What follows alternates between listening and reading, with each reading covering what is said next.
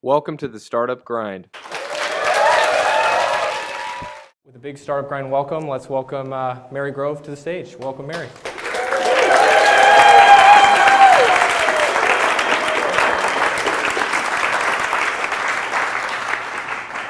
Thank you so much, everyone. It's really wonderful to be here. This is like Fame. a few years in the making, right? Of getting you on stage. We tried to do this last year, and it didn't. The timing didn't work, and we tried to do this in Korea, right? We're like, Mary, can we just get you in Korea? If we can get you anywhere, can it please be in Korea? And there's some issue with the president of Korea, right? He's misrepresenting. What he's basically trying to say is, I've been traveling all over the world trying to speak at a Startup Grind event, and he finally said yes. Exactly. But we're really, really grateful to have you. And we'd just love to start out, just tell us a little bit tell us about your background. Where are you from? How did you end up at Stanford? Tell us about your family. You know, where are you from?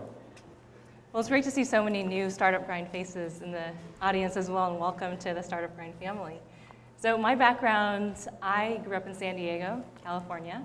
My parents are both immigrants from Thailand who met in America, started a business here, which they ran together for 30 years. They really came from extremely constrained circumstances, and to me embodied that quintessential American dream of coming in search of opportunity and building a business and instilling those ethics and values in our family as well. So that's greatly always informed and inspired my perspective and the work that I do. Also, being first-generation American, having the appreciation for two cultures and communicating and how that's been additive and really enriched my life. So I ended up studying at Stanford. I studied international policy and sociology. My passion has always been international development, economic development, and women's issues. I went back to Thailand right after undergrad, did a fellowship at the United Nations in Bangkok, working on sex trafficking, and very, very passionate about this area. But the aha moment for me was that technology was actually an amazing enabler of development and tackling some of these very tough issues. So about 15 years later, it's really exciting to be working again on these issues, but through the lens of technology. So I'm grateful to be here. So talk about, how did you end up at Google? How did you first, I mean, people were probably buzzing about Google in Palo Alto. It was growing, but you were, do you know what employee number you were, and how did you end up there? It's pretty exciting. It's been such an honor and a privilege to be part of the Google journey for the last 11 years. When I started, it was 2004, and so the company was about 2,000 people globally. Today, we're over 55,000. So we always talk about Google began as a startup in a garage, right? We were founded by entrepreneurs, Larry Page and Sergey Brin. We're built by entrepreneurial people. And now we're passionate about supporting the next generation of startups, and that's largely the work of Google for Entrepreneurs. Reflecting on that own journey when we were about 2,000 people, it was an amazing time. Many of you have probably been to the headquarters. We had only 3 buildings at the time, 1 gym, 1 cafe, and you kind of walked around and knew everybody by face, if not by name. And the culture was super transparent. Our founders have always been very accessible. They started a tradition called TGIF, thank God it's Friday, where every Friday at 4:30 we would gather informally and they'd celebrate, recap announcements, launches, talk about challenges, and then unscripted take a question from anybody at the company and answer it very honestly. This is a tradition that continues today. Now it's on Thursdays, but it's accessible to all 55,000 people. And so it's this whole casual campus feel that's very open. It's about learning, it's about transparency, and it's been phenomenal. There's had to have been some pretty interesting moments in that meeting over the years. Have there? I don't know. I know about it. I've heard about it, but I've never heard it. Have there been some interesting moments, or are people worried about keeping? At Google? Yeah, no. In those meetings, in that, thank goodness it's Friday, or thank goodness it's Thursday meeting. You know what's amazing is we talk a lot about the cultural value of transparency and being open within the company. It's 2 levels. One is being open within the company. So at Google, my experience has been all sorts of confidential information is completely accessible to all the employees. You can join any meeting, any list, or you can find it in the intranet. Similarly, at TGIF, we're very open about extremely sensitive things, and it doesn't leak. If you instill that sense of trust, people really respond well. And the same value applies externally to the products that you're building, be as transparent or share as much as you can. And one example is Google search data. Has anyone here used a product called Flu Trends? This was something that launched a few years ago. There was a massive rise in the outbreak of the flu. And some engineers they hypothesized that when people aren't feeling well, they go to Google and they search for terms, cough, sniffle, whatever the symptoms are. And if you looked at that trends data in an anonymized fashion, could you actually tell where there's a spike in queries and predict where the flu would go next and prepare the CDC and other centers to have the right supplies? And it turns out it was true.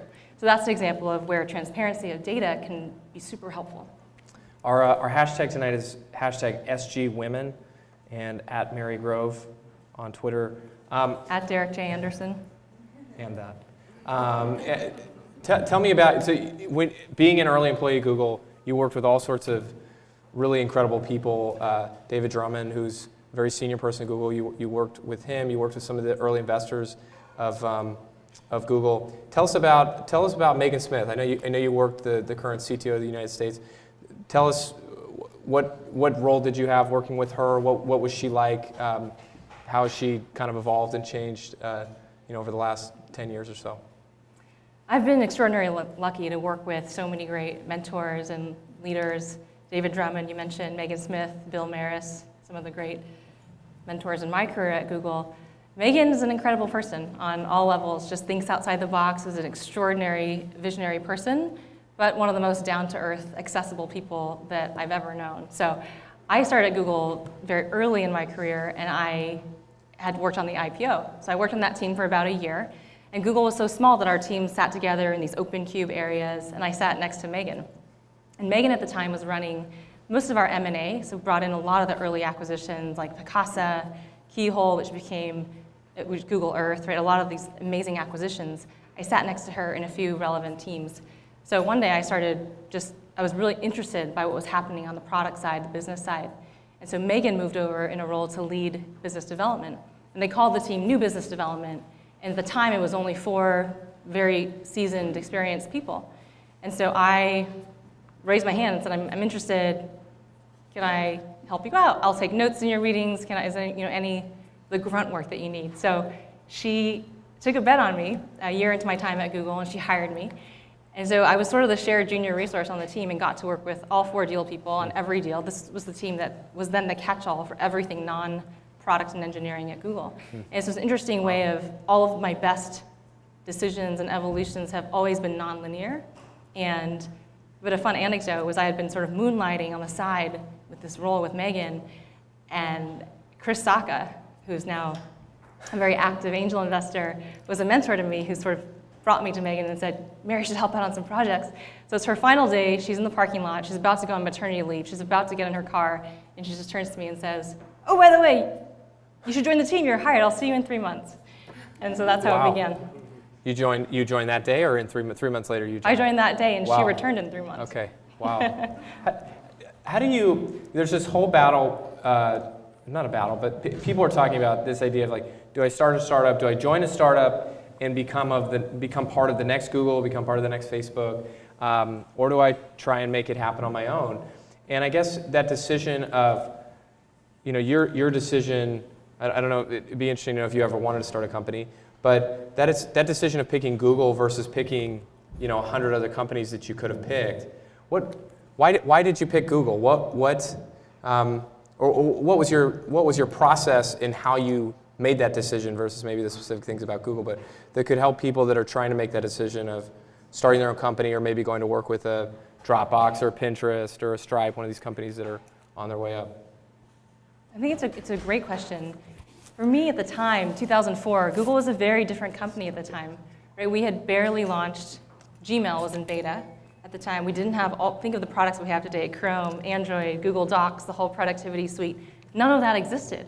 It was search, advertising, and a very small number of products. So it wasn't the large, well-known household name that it was today. It wasn't also a completely unknown company, but I felt I completely bought into and sold on the mission and the vision and the way the founders articulated it and their sincerity of the mission that they wrote back then, 17 years ago, right? Google's mission is to organize all the world's information, make it universally accessible and useful. And there's so much loaded into that one sentence that really sky's the limit.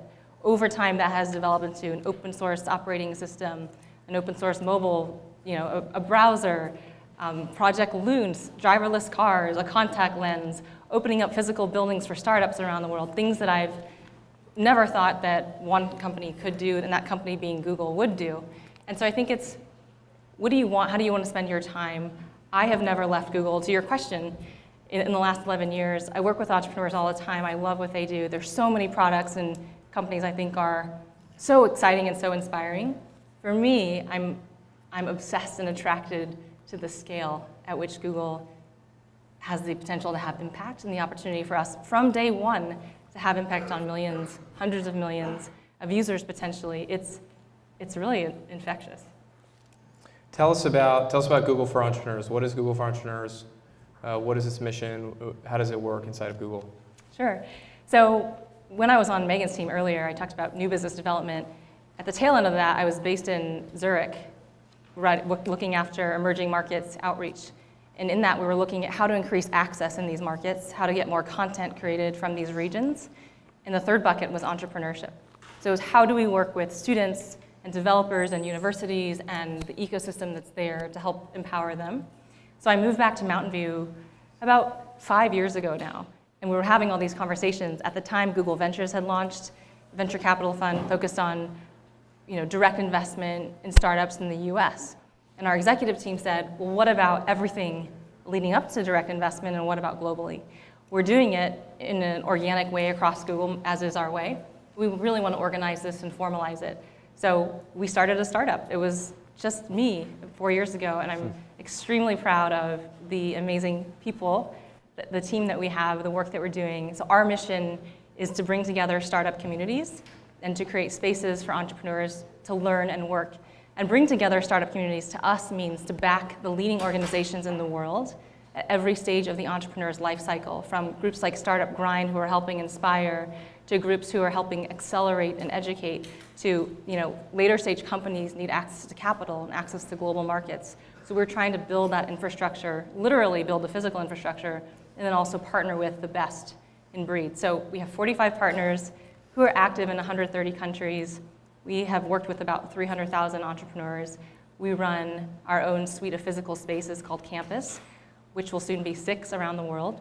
And we partner with 24 physical space partners. We're really trying to build this inclusive community. And I view my role as to bring the best of Google's resources. That means capital, that means products and technology, that means mentorship, that means our talent into the communities and try to knit them together. I probably get asked this question more than almost any other, and it is, what can, it's kind of a selfish question actually, but what can Google do to help my startup? Like what is Google going to do to help me? And what's your answer to that, Derek? I say good, you should ask Google. No, I think, there's some direct things that Google does that helps entrepreneurs, like this, Google Cloud, $100,000 credit that Google gives startups that we are a participant in, and many of our startups are a participant in. And then there are other things like, a Startup Grind or a Startup Weekend or an UpGlobal, or, these things aren't really, in a lot of ways, aren't possible at the scale they're possible without Google. So you coming here tonight say, well, how does Google help me? I would say, well, you're in Startup Grind, so Google's participating in that and making that possible. But pose it to you. What does Google do? How does Google help my startup? So our mission and our mandate are truly global, right? There's nowhere, no city, no region, no country in the world where we don't want to be helping and supporting entrepreneurs. So the question for our team then becomes, how do we do that in a scalable but truly sustainable way that's not about a one-time event or a logo on a website? So the way we tackle that is, if you think of it as the pyramid, so to speak, at the base layer, we've selected a couple very large global partnerships. So Startup Grind and UpGlobal, who runs Startup Weekend, Startup Next, and we've backed them financially to help them scale from 20 or so countries to 130 countries. So you've got this base layer blanketing the world of entrepreneurship in a very community-driven, bottoms-up model that truly works and is truly sustainable. So that's part one. Part two is we partner, right? So I think of it as Google to community builder, Google to Community Leader. So all of our partner organizations, we have 24 Tech Hub partners. Galvanize is one of them, the space we're sitting in today. How do we support them? We also back them financially to help fund their operations. We bring in mentors, trainers, run product classes. We were just doing a class upstairs right before this, run by the Google Cloud team. The pyramid above that is Google's technology, products, and resources. So we work constantly with product teams to try to figure out, if you're a startup, what resources might you need? So some training on Android, for example, a product bootcamp, hands-on office hours with a YouTube team or a UX designer. And then at the highest end are the campuses, the physical buildings that Google runs. And we have campuses today in London, Tel Aviv, Seoul, and we're heading to Madrid in 3 weeks to open Campus Madrid. And we're launching later this year in Warsaw and Sao Paulo. So the idea is that from the highest end, let's buy a building and open it up for free, to let's support the truly best community leaders who are doing this work globally everywhere. What kind of outcomes do you measure? What is success in a startup for your program or for Google, or how do you look at success? So first I'll answer the question, why is Google doing this? What's in it for us? How do we see it? There's two real drivers. One is it's so core to our DNA. We're so passionate about entrepreneurship and supporting them. By supporting innovation, we realize as Google, most of the innovation in the world does not happen at Google. It happens outside of Google. So there's the mission-driven aspect. But the second, and I think even more compelling argument, is the economic impact that entrepreneurs have. We understand that by investing in startups, helping more startups come online, jobs created, people using the internet, using Google products, using search, using advertising. We're investing in the long-term future of our business as well. So it's a long-term play. There's no direct ROI tomorrow. I'm fortunate in that perspective to not have the P part of the P&L. But in terms of the success numbers, there's two dimensions. One is breadth, right? So how many entrepreneurs are we helping? How many startups in the network? How many events? How many countries are we in? And the second is impact. What is the impact of those startups? How much funding are they raising? What is their survival rate? How many jobs are they creating? We're very, very proud of the entrepreneurs in our partner network have raised to date about $670 million of capital. They've created just shy of 10,000 jobs. So we can show the tangible benefit, the economic benefit that entrepreneurs have. Yeah, and I sat at a pitch event that you guys facilitated through companies that you sourced and brought in, and some of them ended up getting funding out of it, and the companies from the year before had they had grown by insane proportions. I mean, a couple of them had gone from being basically bootstrapped or angel funded to having raised millions and millions, maybe almost $10 million. One of them. I mean, that I would attribute directly to the impact of the PR, the efforts, the relationships, all those things that you guys helped them with. Well, it's definitely collective. That's one program. Right, yeah. It's collective. So to reference that example, Derek's talking about Demo Day. We do a global Demo Day once a year that we host at the headquarters. And this is something that came directly out of our partner network. We asked them, what's one thing Google could do that's specific to, what's unique to what we could do to help you? And they said, we'd like to help get visibility for our startups from the investment community in Silicon Valley. These are all partners outside of the Valley. And so we said, great, we'll host a Demo Day. We did it last year. We just did it for the second time in April. And it's 12 companies from across the country, also Canada was included, coming to pitch. And we filled the room. We had 12 amazing companies. 5 of them had female founders. We were proud of that. And 100% of them have received investment.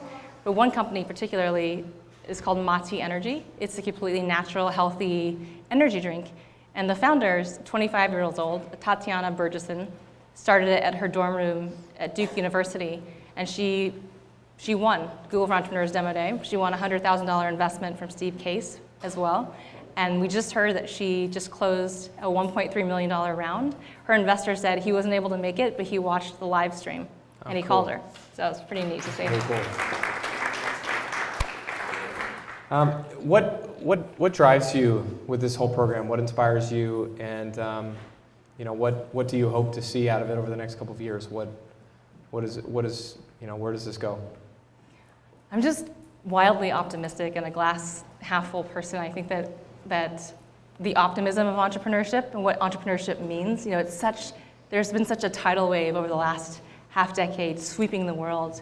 And what's exciting to me is that rapid change is possible so quickly within a generation. And I don't mean a population generation, I mean a generation of startups. Looking at the emerging markets, which is also a personal passion of mine, entrepreneurship is about, it's about freedom, it's about expression, it's about creating a better future, in some cases the only future that you have. A lot of the entrepreneurs we work with, we see the value of the concept that constrained resources breeds tremendous creativity. It's unbelievable, it's a necessity. A lot of people have asked, we're about to head to Spain, right, to launch Campus Madrid. Why Spain, why Madrid? And it's unemployment, youth unemployment in the population age 30 and under is over 50%. There is an economic imperative that entrepreneurship can truly help solve. So it's wildly motivating. You must get pitched a lot. You see thousands of entrepreneurs. What stands out to you with an entrepreneur that comes and pitches to you or comes and meets you, or whether it be that you hear about these interactions with Google Ventures, or like how do I become just not another face in the crowd if I'm an entrepreneur? Sure. I think passion is something that you just, is infectious, is genuine, is very transparent. So it's easy to tell immediately if an entrepreneur is working on a mission that she or he is truly passionate about, that drives you, that keeps you up at night. That's one thing that's amazing. Second is definitely humility and really an open-mindedness and an ability and a willingness to pay it forward and help out others. We talked a lot about, Google was founded in a garage, and I think the reality today is that startups are not just built in garages. Startups are born among communities and shared spaces and co-working spaces like we have today. So do you pay it forward? Do you give back? Are you helpful? Are you humble, but still hustling? Yeah, I mean, how much, if you're an early stage startup, right, you're like on the operating table and you're dead, and you're trying to bring yourself back to life. I mean, how much can you really help somebody else? I mean, like, you're kind of in dire straits yourself, right? Well, there's a number of ways to help, right? Yeah, like it doesn't what? have to be financial. Well, obviously, usually it's not financial, right? But yeah, sure. It's our business is a people business. It's very community driven. It's very much about relationships and opening up doors. I've been so impressed by, one of the things I think is very special about Silicon Valley is this openness, this pay it forward mentality. I've met so many people for a half-hour coffee where they've therefore then introduced me to 5 or 6 people. They don't really know me that well, but it's somebody who can help me in some way, and always want to try to do the same. Yeah, this idea that, like, even though you are in this situation, that if you just look outside of yourself, if you look at, and I think that's one thing that we've tried to do here with Startup Grind is to say, don't pitch your brains out to everyone. Like, look at the founder sitting next to you and say, how can I help you, and what can I do for you? And if you do, it'll end up coming back. It'll end up helping you much more than you help them. But just take that mentality of I'll help everyone at every place in the road, and eventually that's going to come back around and support what I'm doing. Completely. Let's talk about physical spaces. Who's been in a Google campus? Okay, wow. Really? Where have you been? Shout out what cities you've been in. Flex, CSFO, LA. Whoa. Okay, not those. Okay, the campuses, the Google campuses. So they've got one in Tel Aviv, London. Raise your hand if you've been to one of these places. Tel Aviv, London, Seoul, Warsaw. It's confusingly named and intentionally so, right? Because campus generally refers to a university campus, the college campus, a workplace campus like a Google campus. But it's supposed to evoke that the aspiration is it's a place of learning, it's a place of connection, it's a place of shared context. And so many of you likely haven't been, but we would encourage you to go. One of the things that we have is this global passport. So if you're a member of Galvanize or any of our other partner spaces, you can work for free from any campus or any partner space around the world. Our mission is to help you go global, access new markets from day one. So if you're sitting here and you're curious to enter the mobile market in Asia or the fintech market in London, please definitely take advantage of that. Yeah, what's special about them for those that haven't been there, that haven't been to a campus? Why did you build them in the first place? And what is special about them today? Why do they need to exist? So we first launched Campus 3 years ago as an experiment, and it was the notion that there's the rise of physical spaces, of tech hubs opening all over the world. In our hyper-connected online communities, the importance of connecting offline in person in the real world is so important still, and increasingly more so in our global economy. So campus is not a Google office, it's not a Google incubator. You can think of it as Google providing a container. So on average, it's about a 20,000 square foot building, which we provide completely at no cost to the community. And then we bring in the best elements of the local ecosystem. So we have a cafe that's open, membership is free. You can sit, work for an hour, you can come every day, have a meeting with an investor. Many entrepreneurs we know have met their co-founder, serendipitously just working in the cafe. The second component is event space like we have today, especially in cities like London and Seoul. Event space is super expensive. So anybody can apply to host an event for free, so long as it's for startups. We have about 4 to 5 events every day on average. The third component is co-working. And it's important to note, Google's not getting into the co-working business. So we're not trying to compete with a local market. It's bringing in the best partners. So in London, it's Tech Hub. They come in, they run their business. You can rent a desk, you can rent an office if you're a growing team. The fourth component is educational resources. So in London, for example, it's SeedCamp, the largest microseed fund and accelerator across Europe. Their operations are based there. And then we have room for Googlers, as we call ourselves, to come and do mentorship and classes.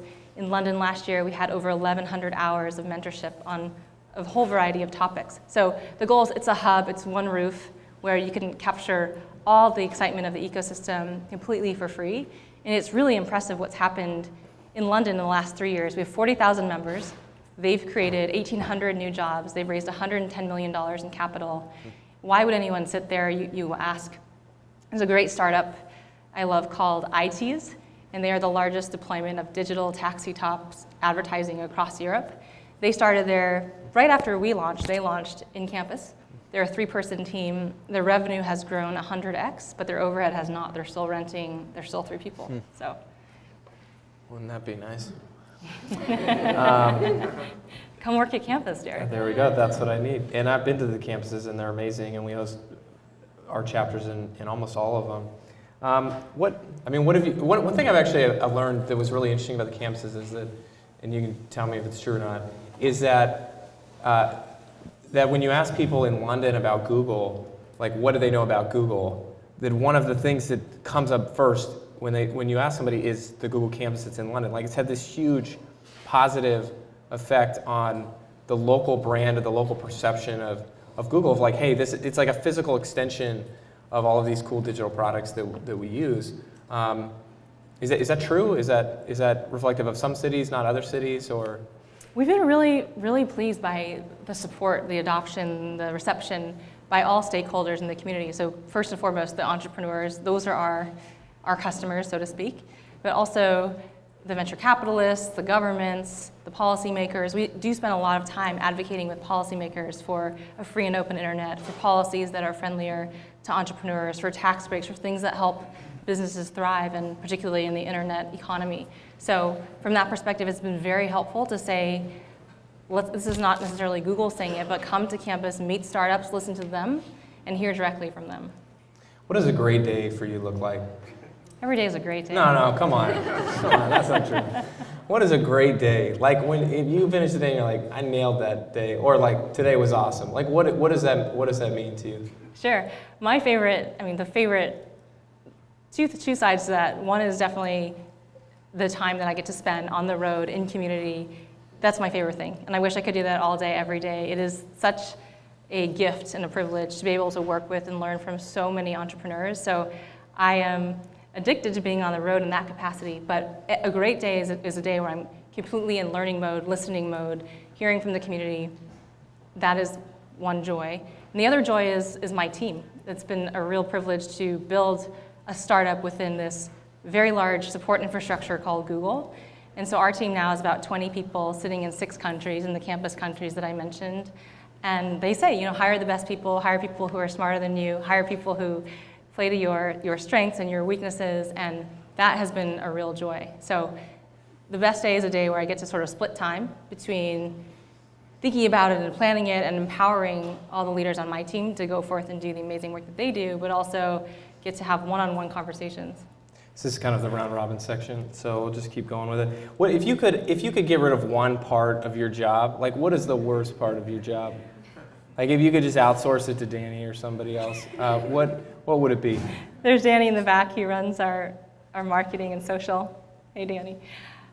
I think that the way I'll answer that is it's actually what's the most challenging part of the role, and it's just having the immense discipline to focus on the things that truly matter every single day. And all of us are running 100 miles an hour with 100 inputs, and I don't want to let people down, and I don't want to be unresponsive. And the reality is, how do you do justice to the effort, the team, the partnerships, the work? So I would get rid of email for sure.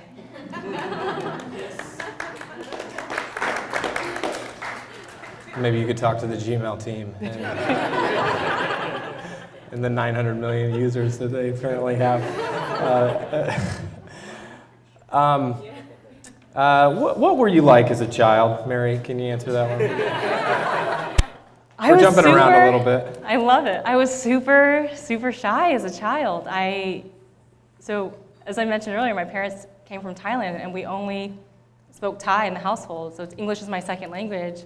I'm incredibly grateful for that fact now. But I started kindergarten. I never interacted with kids my age. I was so painfully shy. It was amazing. Everyone now who knows me says, what happened and how can we sort of quiet that down a little? But I don't know, I loved to read. I loved sports. I loved my family. We're very tight-knit. And I think having my parents ran a small business together, and family was so important to them. They never wanted us to stay, to not be with them. So after school, it was go to my dad's office and start working on helping create new patient files, or they would go to a continuing education seminar, and we would go with them. And at the time, I didn't love it, but in hindsight, it was the best possible thing. It was the best way to grow up and just be behind the scenes of seeing a business firsthand.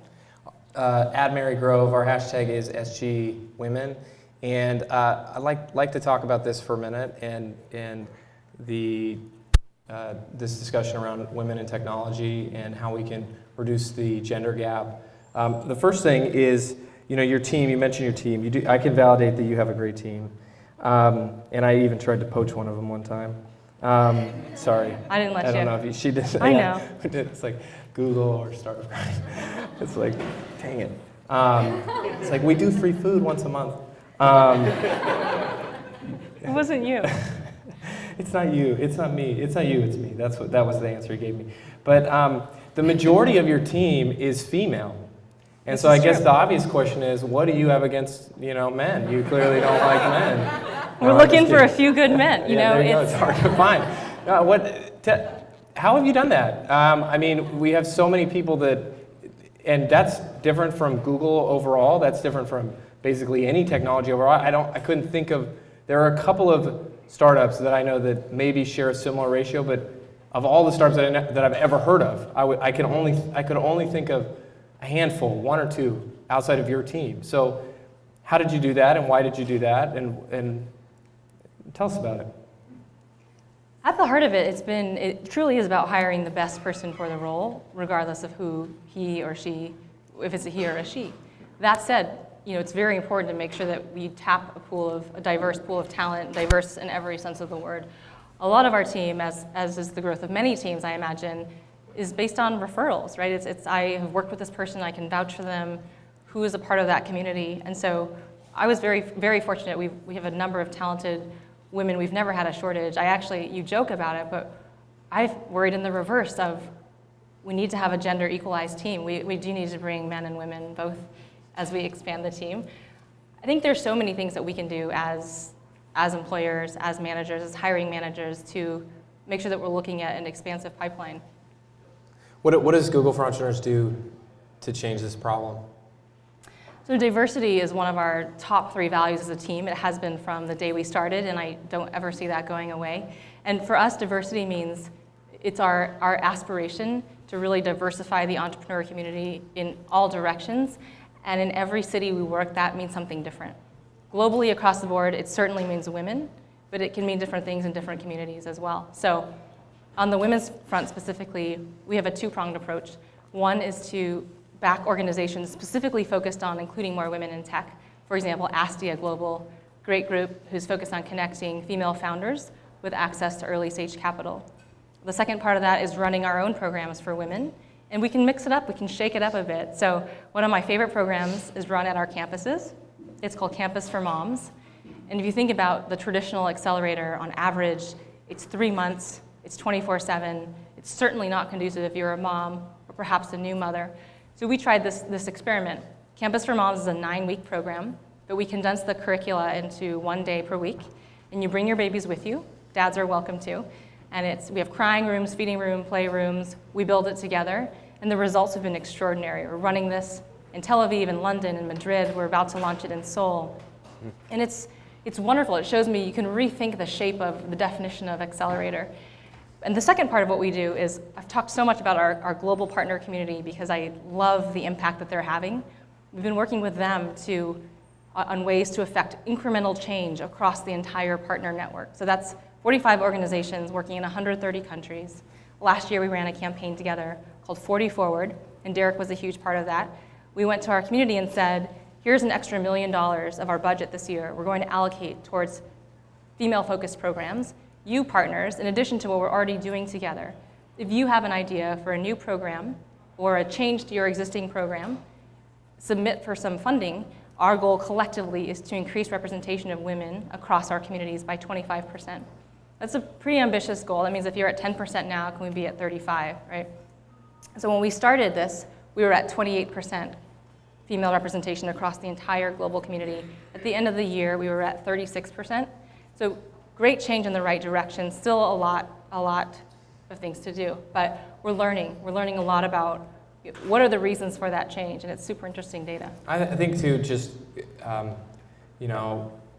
an action person. I'm not to talk a lot about things, but I think the visibility that you came to us and said, hey, we're going to do this program. What can you all do? That really, that really allowed us to motivate our community and to come up with ideas. I think from Startup Grind's perspective, we've tried at our conferences and things like that to have, a minimum of 40% female speakers, which we can do better. But compared to other tech events, that's dramatically 5x better in some cases than what they're doing. And really, this came about when a member of our team joined, who her name is Carly, and she started talking about this, and she's like, hey, we really could do a better job at this. And it wasn't that, we hadn't been thoughtful about it, and I take full responsibility for it. And as soon as we had it, was like, oh my gosh, do you know who she is? Like, why hasn't she spoken? And why hasn't she spoken? Why hasn't she spoken? Why isn't she? And these are like we could do the whole event with just women. Again, we feel bad for the men too. So, but But you guys had an amazing month of May. So Startup Grind is one of the best case studies of this 40 Forward program. They said, we launched it in May. So they said, we'll make May Women Take the Stage month. And I think, Derek, you told me that was the single highest number of events Absolutely. with the single most attendees globally ever for Startup Grind. It was, and it still is. Until hopefully this month we'll eclipse it from last year. But it's still our, it was like this huge, blip that we went back to reality. So we should do every month, female month. That's what I should have learned from. Now I just realized that, just saying it out loud, I'm an idiot. Yeah, but a neat part of that conversation was that. Yeah, every day's Mother's Day. Was that though? I think it's important to have this concerted effort. But I was talking with a chapter director in a different country, and he said to me, "Will you be in an X city in the month of May?" I said, "Unfortunately, I'm going to be in Asia and the U.S." And he said, "Well, it's too bad because we could have you as the speaker." And then he paused and said, "Well, I guess it doesn't have to be during Women's Month. It could be any month, right?" So it's part of that shifting the mentality of just jiggering the system. That's right. Yeah. We're going to take questions from the audience. Again, hashtag is SG Women. As a very early stage entrepreneur or startup team, how can I be helpful with it? How can I benefit from this? How can I integrate this into my culture? Because it's so hard to get anyone, male or female, alive or dead, to believe in what you're doing. And I hope We you're might want to laughing rethink because the you can idea relate, then. because it's true. Well, at least, it was true for me. Yours is probably taking off, I'm sure. But what do you do? Because it's like you say, I would need to find the best person who's the right fit, but I also want to be part of, I want to be part of the solution. I also want to get all the benefits from being part of the solution. So what do I do? How do I attract how do I attract great women to join my startup? How do I diversify my team? Like what can I do when I'm just nothing, when I'm just like right at the beginning? We should look at the data, because I think the answer to that question is in the data. We know that, if we look at, so women are starting companies in the US at 1.5 times the rate of men. So there's no lack of talent, there's no lack of there's partially a pipeline issue, but there's also, the talent is there as well. Where that drops off is that only 5% of venture-backed startups are led by women. So there's a huge drop-off in that in-between period, right? But if you look at how do gender-balanced teams perform? They perform better. The data shows us that gender-equalized teams, when they go public, for example, when they IPO, they have 30% higher valuations on average. So it's not necessarily that women are making better decisions than men. It's the gender-balanced teams are leading to better outcomes. So that's in it for you. If you want the best possible outcome for your startup, let's think about that. But let's go recruit from and hire. I think it's community events exactly like this that provide that environment. When I get asked actually in market all the time, I'm new to Singapore, or I'm new to Ulaanbaatar, what should I do to get involved in the startup community? I say, go find your local Startup Grind chapter. If it doesn't exist yet, consider starting it. But you have to find your community, and then when you start recruiting, it's okay, well, it's the people I see once a month. The power to me of these events at Startup Grind, as much as I would love to think that it's the wonderful conversation that happens on stage, it's the community that comes together every month. Let's give Mary a big round of applause. Thank you very much.